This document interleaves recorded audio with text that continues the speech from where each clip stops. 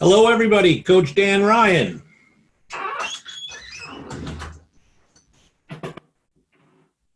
Thank you for joining. Going to give everybody a minute or two to get situated.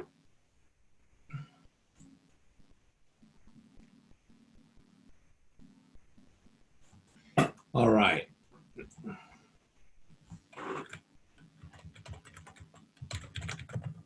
Just give me another minute, guys.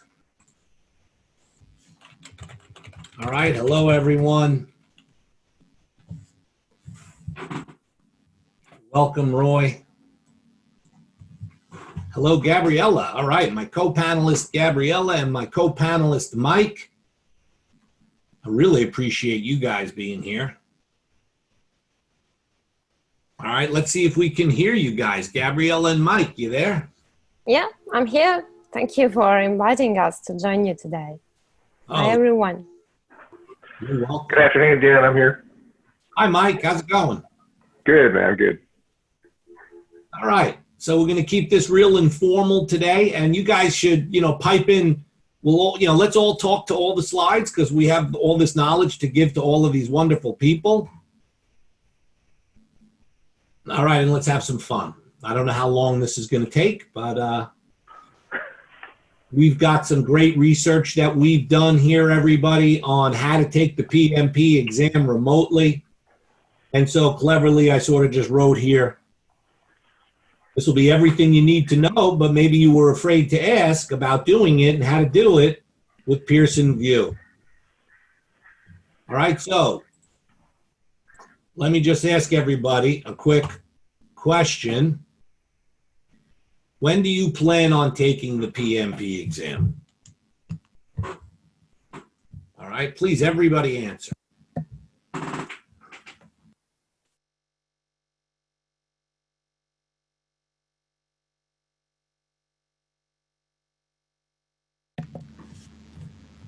Okay, let's see.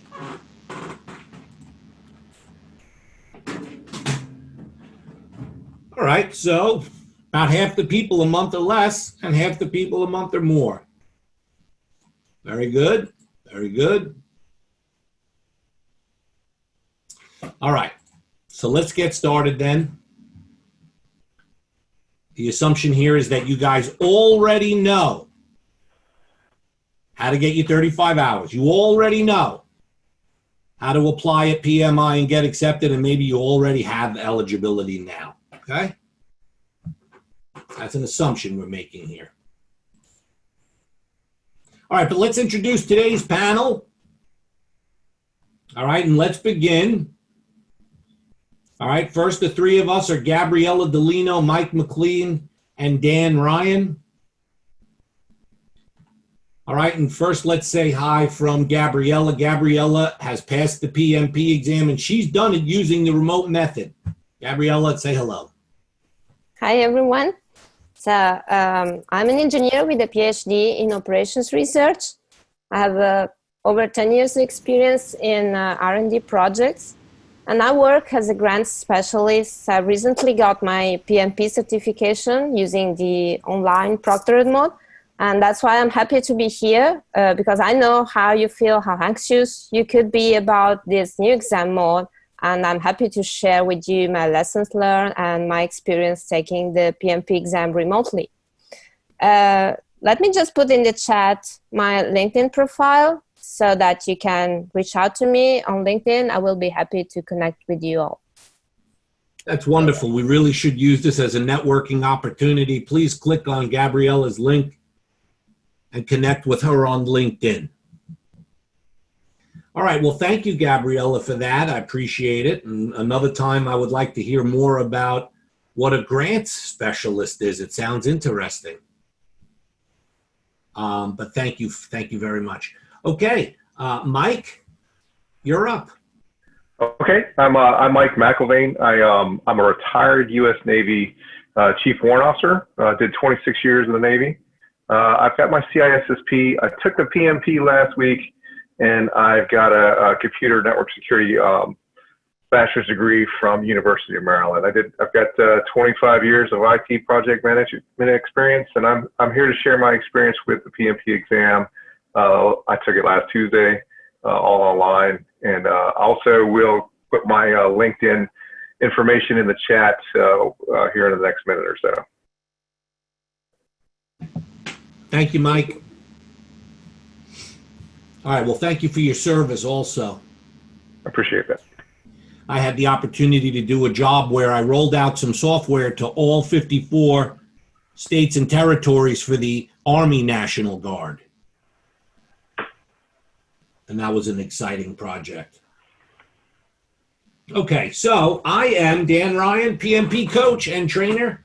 Many of you guys might know me already since I took my exam in 2011. It was very hard to figure out what to study, what to do, how to do it. So I put together a checklist for myself, and then I wound up actually going into business training people using the notes that I had made for myself as the basis. And today we're doing this informational webinar with you guys because we want to demystify this remote thing. Everybody's afraid of it. It's an awesome opportunity to get this test done, especially during this isolation time we're in right now. All right, so what is the agenda for today's lesson? The agenda for today's lesson is, first, we're going to talk about your environment that you're going to need to have, all right, around you on exam day. We're going to talk about the technology that is important for you to have. Don't worry, you're not going to have to. A lot of it's automated. They're going to help you figure out if what you have is right. And then I'm just going to run through a checklist that me, Mike, and Gabrielle brainstormed together. And we did it like 2 days ago. No, but I think it's pretty thorough. But hey, if you're out there and you think the checklist is missing something, or feel free to point it out. But we feel like it's real comprehensive. All right, let's first talk about the environment. So when you decide to take the PMP exam remotely, first thing you need to ensure is to set up a proper environment for your exam.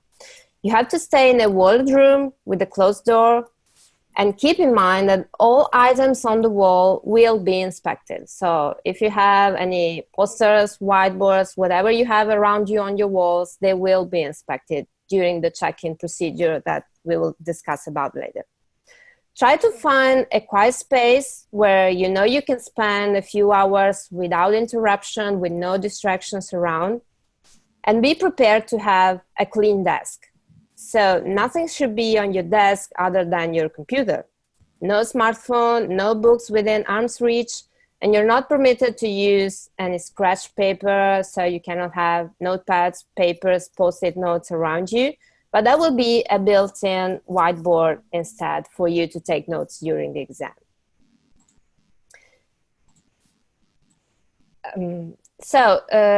You have to unplug any additional monitors.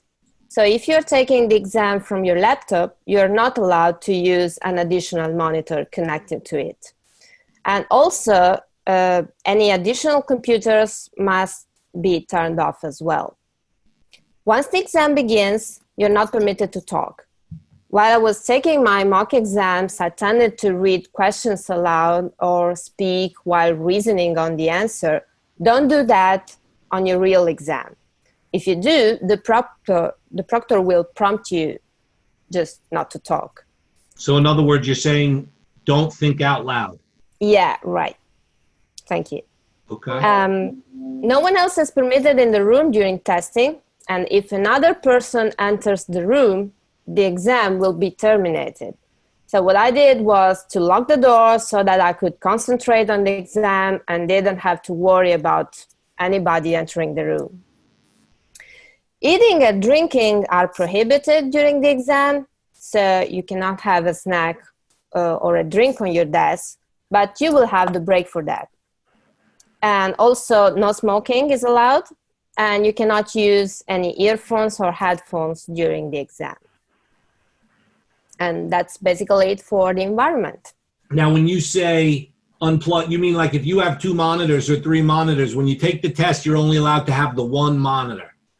Yeah, exactly. And you will have to show to the proctor that all the other monitors are unplugged. Not, How do you show that? You with the camera? So yeah, so I actually had that happen to me. I've got a work computer, and I've actually got 4 monitors on my desk, and so what I had to do is I used the camera on my my laptop that I was taking the exam on. I basically picked that up so the proctor could see the desk, and then I showed her as I unplugged. I actually pulled the power cord on the back of the monitors that I wasn't using, and showed her. I took the other laptop that I had, unplugged that, and put it behind me. Cool. So they all, they're talking to you, and they can see everything that's in your, in the field of view of your camera. Can you ever see the proctor's face? No. No. You just see the. So it's just you're kind of put in a waiting room, and it's just sort of a blank. Yeah. Okay. All right. I'm getting ahead of us. I'm getting ahead of us. Sorry. Sorry. All right. So let's get into the technology. Okay, so they definitely recommend a stable internet connection. So the minimum speeds for that would be 3 meg up, 2 meg down. And if you don't know what your connection speeds are, you can do a test. They're going to have you. I mean, kind of getting ahead of ourselves again, but they're going to have you download some software to test that. You can also go to Google and do internet speed tests. Yes. Right, and that's exactly what I would have done, is just go out and test. If you make sure you have that. But the biggest thing is stability of the internet connection. So if you're on an internet connection because you're going to be streaming media from your laptop up to their server. So you basically, they're watching your video and audio feed, and so you want to have that stable connection. So they recommend that you plug into the router, or you're very close to your Wi-Fi. They recommend you don't have Wi-Fi. I use Wi-Fi, but my Wi-Fi is pretty stable. So you can do that. Like I have fiber cable from FiOS. Yeah, I do as well. Yeah, my internet hasn't dropped in like 3 months, which is great. But I used to have cable before that, which was fast. But once every 2 or 3 days, once a week, there would be a drop. Just momentarily, but there would be a drop. So be very careful that you're in a super stable Wi-Fi. So the software that they use to monitor and provide the task will accept Windows 8.1, Windows 10, and then Mac OS if you're on an Apple, Mac OS 10.3 or higher. Any of the latest web browsers will work. I've got kind of all of them. I'm a cyber guy, so cyber and computer guy. So I've got a few different ones, and they all work for me. And then the webcam, a minimum of 640 by 480 resolution, and you want to be at 10 frames per second. I wouldn't get hung up on those numbers. If you've got standard equipment. Yeah, if you've got standard equipment, a newer, a decent laptop. And the other thing too is that the software that they have, you download and run will test for that compatibility. Right, now let me ask you, but if you have Windows 7, I mean, let's be realistic, it could still work. It could potentially still work. I don't have a 7 machine, so I didn't run their software on there. Right. But I think that when you download their testing software, they have you download you go to a site and you download some software to have you test and set up, make sure you're compatible. I think that will show on there whether or not you're compatible. Okay. Yeah, for instance, they also say, sorry. No, go ahead. That later. No, go ahead. Oh, go ahead. That you cannot use Linux as well. Right. Oh, okay. Yeah, here it is. Yeah, so you want to be able to, so they will talk to you. They're mainly capturing your audio and your video, but they will talk to you through your laptop or your computer, right? So you want to have the sound on, and the microphone, you want to make sure that's not muted. They will not accept tablets that Linux. They don't recommend Windows 7 XP or any of those older operating systems.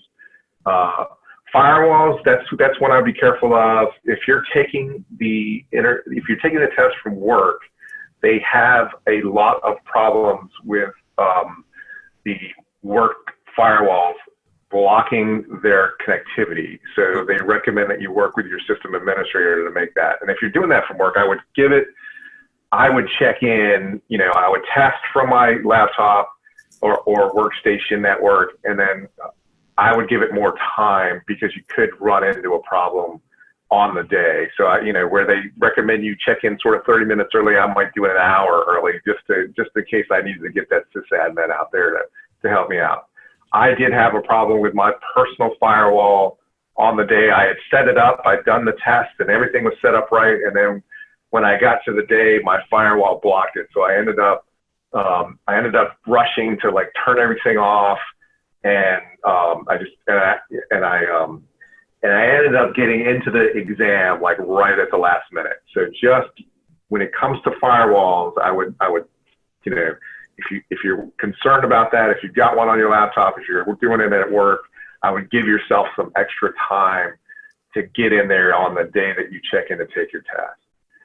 And then always the one thing that they recommend is, and I would hate for this to happen, is if you are taking it on a laptop, make sure you're plugged into power, because it would suck to have your battery die in the middle of the exam. So just make sure you're plugged into power and you're good to go. That's awesome. Gabriella, did you have something else you wanted to add? No, basically that was my experience too. So okay, that's fine with me. All right, so let's continue towards the checklist now. Now, again, the assumption is that you guys know, what you need to get required for education, or 35 hours, and this is not about that. This is assuming that you know that, right? And this is the checklist that the three of us have come up with. All right, I didn't have a chance to groom it too much. This is what we came up with. We came up with first, log into the PMI account, go to your certifications page and look for where you can schedule your exam. And pardon my informal writing style, but you are redirected to the Pearson VUE page. Is that right so far, Mike and Gabriella? Yeah. Yeah, that's correct. And then once they're redirected to the Pearson VUE page, they'll have to choose between a remote or an on-site testing center. But guess what? It's 99% likely that all of the on-site centers will be there, but they'll show zero availability. Is that what happened to you, Mike? Yeah, so I actually had mine scheduled, and then COVID-19 hit, and so I had to go back in there. I went to try and look at other testing centers in the area, and exactly that. There was zero availability anywhere, so I ended up having to take the test online. All right, so then you got to choose remote at that point. Right. All right, and then you can choose the date and time. And from what I understand, you were telling me, and Gabriella as well, the availability could be as close as 48 hours as the time that you're looking at that screen. Yeah, right. Yeah, that's correct. There are a lot of choices for availability. Can you describe it? So I mean, it's so when I went on and I scheduled, I could literally have taken it the next day. So there was availability for me to take it like at 8 o'clock the next morning. That is, that is an awesome, as a coach, one of the trickiest things is scheduling that test date, because you have to hit your, you have to get your scores up on your simulators. And so the ability to do that, like they call that last responsible moment, right? In right. Agile. Yeah, you say, you know what, I'm ready, man. I'm taking my test tomorrow. Just go in, schedule it, boom. But all right, but you didn't do that. How far out did you put yours? I did a week, because that's exactly why what you're talking about is I had, since COVID-19, I was working from home. I wanted to hit that test, right when I was ready, and I had been studying. So I just buckled down and I just started taking practice exams, and I sat there and I got ready, got ready to take that test. That's cool. Speaking of which, I got a practice exam coming up, a free practice exam I'm going to do with everybody. I'm going to give you guys that link at the end.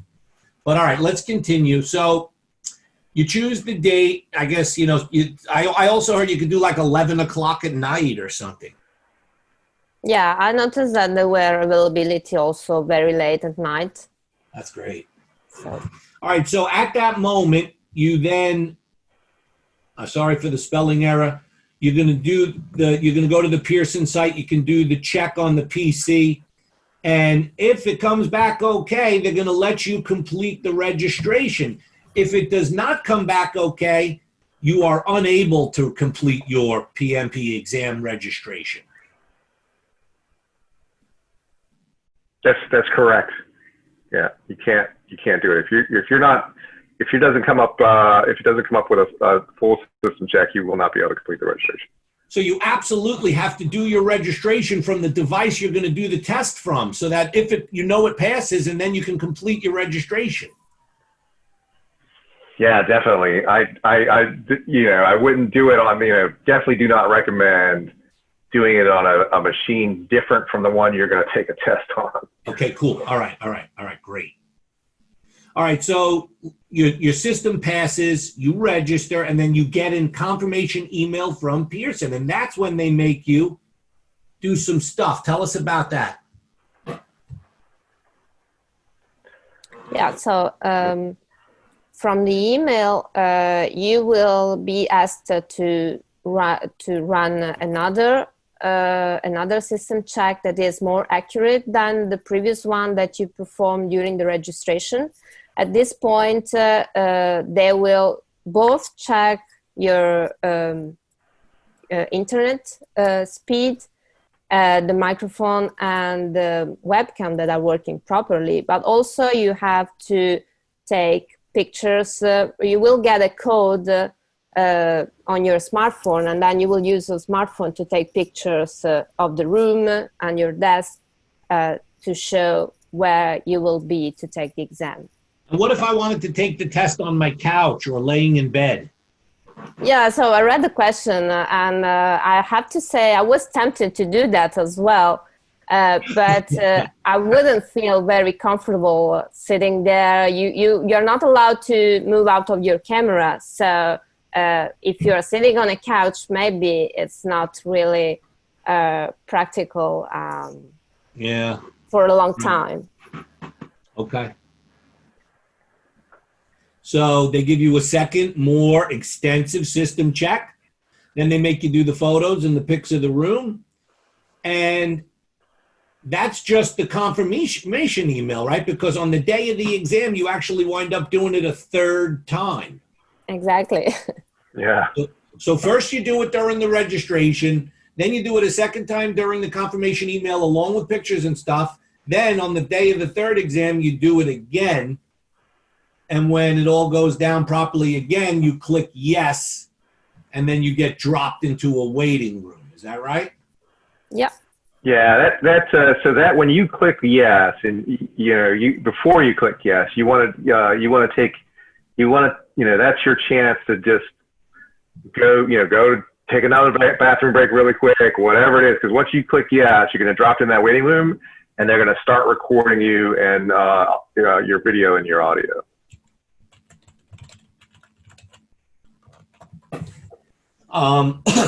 Definitely, guys, we don't speak for PMI. So if you want to sit on the couch or whatever, this is what we've learned, but you should email PMI with any real specific requirements, especially health related. Maybe you have a blood pressure or something and you have to sit on a couch. They make accommodations all the time. Just reach out to PMI, but expect a delay with the pandemic stuff. All right, so you are dropped into that waiting room. I think, Mike, you mentioned the proctor will, maybe somehow try to contact you either via text or. Yeah, so I kind of actually found that confusing a little bit. So it says, that you read the screen and it says basically that the proctor is going to connect you via text or by voice, and I thought that meant like on my phone. But it actually, what they do is they'll talk to you through your laptop or your computer. Gotcha. So you don't want to bring your phone near you. You leave that out of arm's reach, but they will talk to you on the through your computer. All right. So once they engage with you, you're then offered a 5-minute tutorial video. Do we know what's on the video? So basically, the tutorial just shows you how the system works. It shows you that you can highlight words in the questions. You can just strike out the answers that you think are wrong. Okay. And they show you also the whiteboard and the calculator so that you can become familiar with the two. Okay, great. Let's talk about the whiteboard. I know everybody's got questions about that. How did it work, Gabriella? So the whiteboard to me is very similar to Paint. And that's why I used Paint during my mock exams, just to get familiar to it. You can either draw on the whiteboard or you can just put text boxes and type in the text boxes. Okay. You cannot use the tutorial for a brain dump on the whiteboard because it will be cleared off just at the end of the tutorial, so that when you start the exam, you basically have an empty whiteboard again. Yeah. Okay. So the calculator is just built in. Now one tip I heard was that it's good to type words. You can bring it up like Paint, like you said, or Notepad. It's sort of like a Notepad editor, WYSIWYG editor. And you could type a formula in there like earn value equal blah, blah, blah, and it would stay there. It would stay there written. Once you start the exam, yes. Now, do you have to toggle? Do you have to toggle to the whiteboard, or is the whiteboard showing over the test? No, there is a button you can click to show the whiteboard, and then if you click again, it just closes the whiteboard, but it keeps what you have in it. So what you've written in the whiteboard stays there even if you close it. How about if your laptop has a stylus with a touch screen? I think it would be easier. I'm not sure because I don't have a touch screen, but I wish I had. Because for me it was when I tried to use the whiteboard during the tutorial, there was a kind of delay from the moment I clicked from the trackpad to the moment I could see the line on the screen. But I think that with the touch screen would be much easier. It might be easier, but if the technology is not dynamically communicating fast enough and there's lags, then it's not helpful anymore. Yeah, sure. Right. All right. Well, food for thought. All right. So you could also skip the tutorial and the exam would just start immediately, right? Yeah, that's correct. I went through it as well. I didn't find the tutorial that helpful, but it was I went through it just for double checking, and but you could have skipped it. You could have skipped it. Okay. All right. So you did it or you didn't. The exam starts. Part 1 is 90 questions. Then you get a break. And from what I understand, the proctor makes you click twice on a button that says yes to confirm that section of the exam. Yeah, that's correct, because once you hit yes twice, you can't go back to look at any of those questions. So if you've marked any of those questions, or you're unsure, or left them blank, or I wouldn't leave them blank, but if you've marked them, you have to answer those 90 questions before you hit yeah. Well, you won't be able to go back to those questions after you hit yes twice. Okay. And then you get your 10-minute break. Yeah, that's correct. Okay, what'd you do on your break? I went downstairs and I got a Coke and I kind of unwound a little bit. They're still recording the recording was still on, the video and the audio was still recording there in that, but I actually left the room. I'm not sure. Gabriella. Yeah, I did the same. So you will see a timer on your screen so that you know when you have to come back to the exam.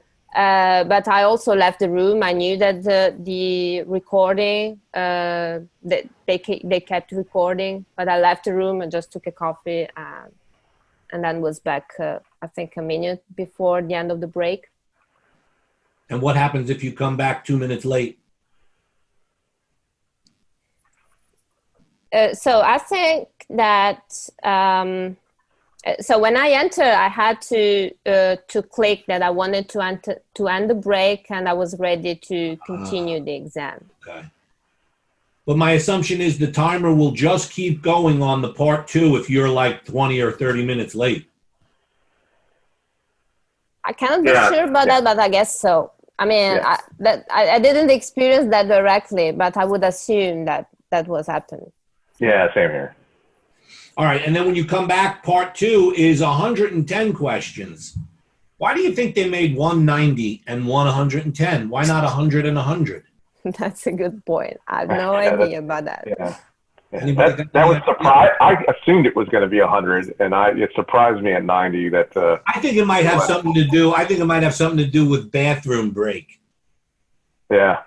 Yeah. Yeah. Yeah. All right. So you finished part 2. You did the 102 questions, and it's 4 hours across the 90 questions. So a little over 2 hours you get for the 110. Or wait a minute. No. Hold on. Time out. That's an average. But hold on. When you finish the 90 questions, if you finish, let's just say you finished the first 90 questions in 1 hour. Just say. Yeah. Yeah. You get 3 hours to do the 110. Correct. That's correct. Yeah. Mm-hmm. Okay. Yeah. Okay. So, but overall, it's 4 hours across all 200 questions.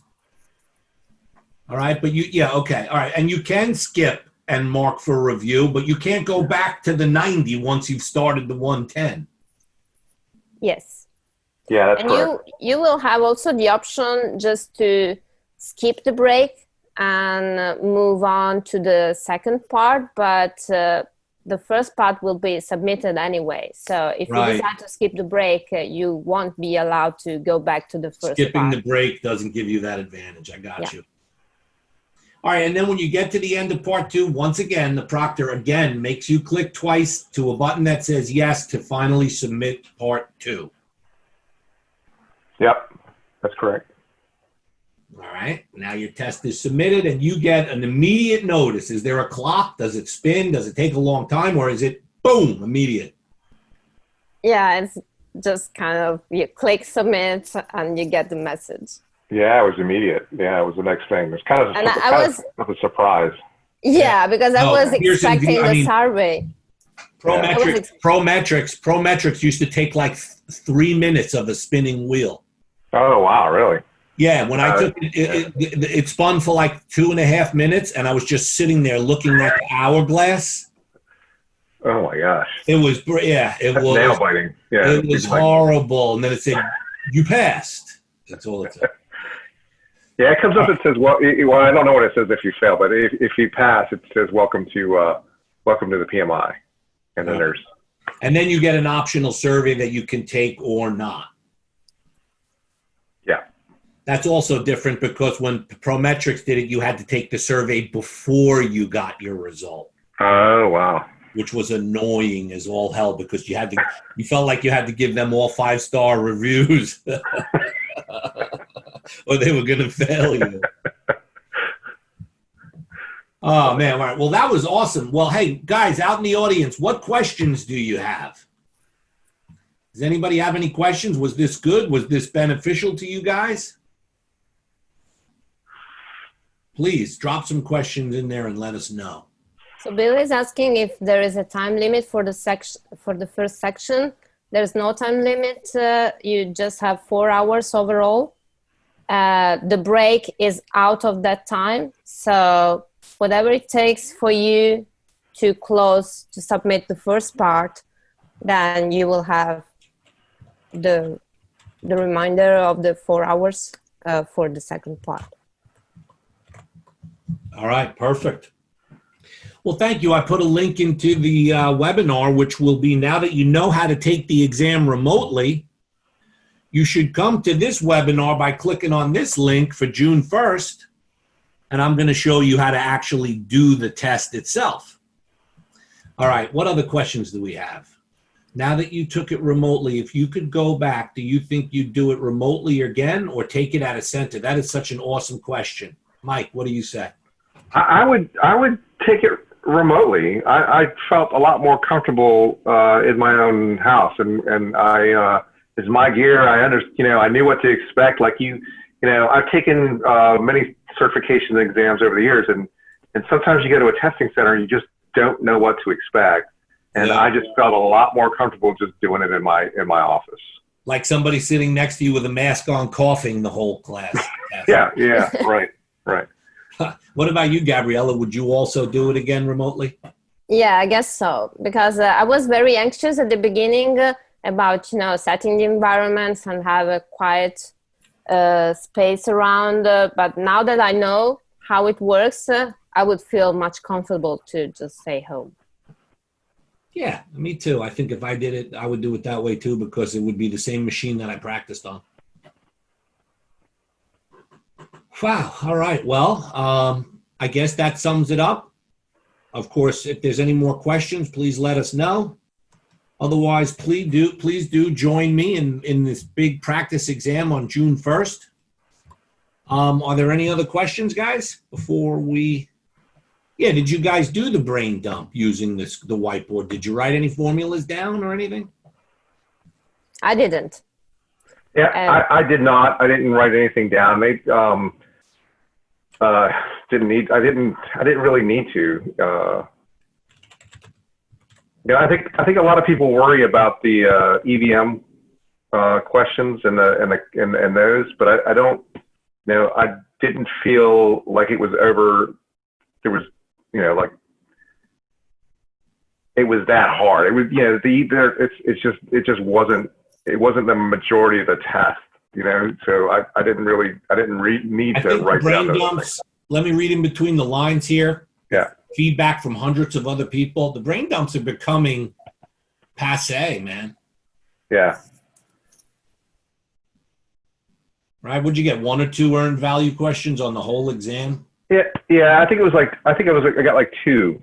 And it really didn't, spend it. I was worried about the EVMs, remembering and I didn't need to know that information, but I felt like they weren't, some of the practice exams, the practice exams that I took helped me prep enough that I didn't need to use didn't need to brain dump all that stuff before I took the exam. Right. They call that like the disappearing brain dump. You did it so much during the prep, you didn't need it on the day of the test, right? Yeah, that's right. Awesome. Dan, do you think the remote test is easier? No, it's the same test. It's just a different format. If you enjoy being at home, then I guess it's easier for you. If you enjoy being in a testing center, then it's not easier. Nobody knows the passing score. It's a pass that's kept private. That's kept secret.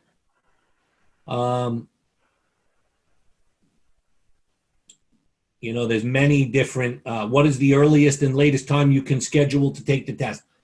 Look on site on the availability. Again, that we saw times from 5 o'clock in the morning all the way till 12 o'clock at night. So there's wide flexibility. You could do it of all times. They know they have to make it global, right? Globally available, all time zones. All right, just 1 or 2 last questions before we wrap up. Guys, about how many practice questions did you do in your whole entire PMP journey? I don't know. I did a lot. I did 1,000? It had to be over 1,000. And what you take those exams not to memorize questions or answers. You take those exams to figure out where you're weakest at. That's really what it helps you do, so you can focus your study. Yep. Yeah, I also had more than 1,000 questions. Also because I kept having my exam canceled at the center, so I just could keep studying and practicing. Right. So cool. Somebody said, "Can I leave formula on Notepad?" I don't know what that. In other words, yes, you can. Yeah. Right? You can pull up the widget, you can put a formula on it, it will stay there if you type it in, yes. But I'm not sure is referring to Oh, he needs a paper to the notebook. whiteboard. I don't know. Yeah, I was about to answer that you're not allowed to have any notepad with you. Yeah, no paper, no physical, digital notepad on the screen. Yeah. So even if you put it on your, they have you. So if you're saying, if the question is like, can you do it on the notepad in Windows or something like that? You can't. You have no access once you start their application to do the test. You have no access to your computer desktop. So it sort of takes over your computer, and all you've got available to you is that testing software. Cool. All right, one last question. I heard you're not allowed to have a watch either. Yeah, that's what they mentioned in the rules. I didn't have a watch, so I cannot talk by experience. But like the Apple Watch. Yeah. Yeah, I stopped wearing a watch when I retired from the Navy. So. All right, guys, that's thank you so that's what much. kind of weird because I didn't know what time it was, and so at some point I completely lost the time perception. Does the whiteboard clear when you start part 2? Yes, it does. I'm not sure. I don't think so. Oh. I think it says there. Oh, maybe not then. All right, well, that's a follow-up for us then. We'll look into that.